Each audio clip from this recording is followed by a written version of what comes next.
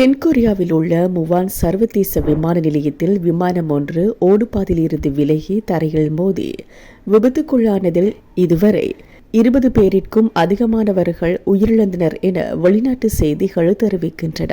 தாய்லாந்திலிருந்து திரும்பிய Jeju hair நிறுவனத்தின் விமானம் முவான் விமான நிலையத்தில் தரையிறங்கும் போது இந்த விபத்து இடம்பெற்றுள்ளதாக கூறப்படுகிறது.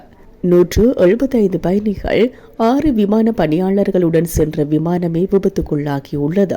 இந்த விபத்தில் 23 பேர் சம்பவ இடத்திலேயே உயிரிழந்துள்ளனர். மேலும் பலர் காயமடைந்துள்ளதாக கூறப்படுகிறது. காயமடைந்த அனைவரும் சிகிச்சைக்காக வைத்தியசாலையில் அனுமதிக்கப்பட்டுள்ளனர். இதில் சிலரது நிலைமை கவலைக்கிடமாக உள்ளதாக கூறப்படுகிறது. இதனால் பலி எண்ணிக்கை அதிகரிக்கும் எனவும் கூறப்பட்டுள்ளது. விமானம் ஓடுபாதையில் தரையிறங்கும் போது கட்டுப்பாட்டை இழந்ததுதான் விபத்துக்கான காரணம் என முதற்கட்ட விசாரணைகள் தெரிய வந்துள்ளதாக அந்நாட்டு செய்திகள் தெரிவிக்கின்றன.